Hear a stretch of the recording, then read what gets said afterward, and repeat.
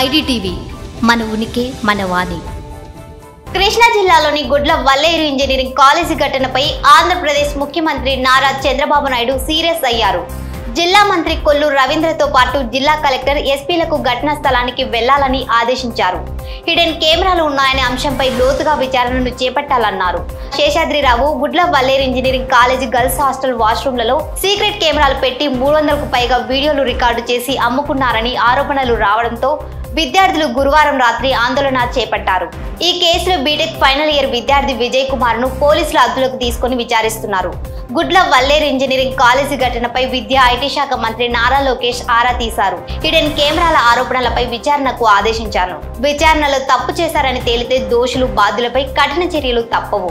ఇటువంటి ఘటనలు కాలేజీల్లో పునరావృతం కాకుండా చర్యలు తీసుకోవాలని ఉన్నతాధికారులకు ఆదేశాలు ఇచ్చారు. కళాశాలలో ర్యాగింగ్ వేధింపులు లేకుండా యాజమాన్యాలు ముందస్తు చర్యలు తీసుకోవాలని ఆదేశాలు ఇచ్చినట్లు ట్వీట్ చేశారు.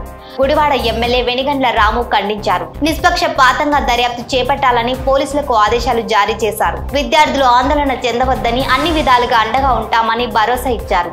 అమెరికా పర్యటనలో ఉన్న ఎమ్మెల్యే ఈ ఘటన వెనుక ఎంతటి వారున్నా ఎట్టి పరిస్థితుల్లోనూ వదిలిపెట్టబోమన్నారు. విద్యార్థులు అపోహలను నమ్మవద్దని, ఆధారాలు లేని విషయాలను ప్రచారం చేయొద్దని ఎమ్మెల్యే రాము కోరారు.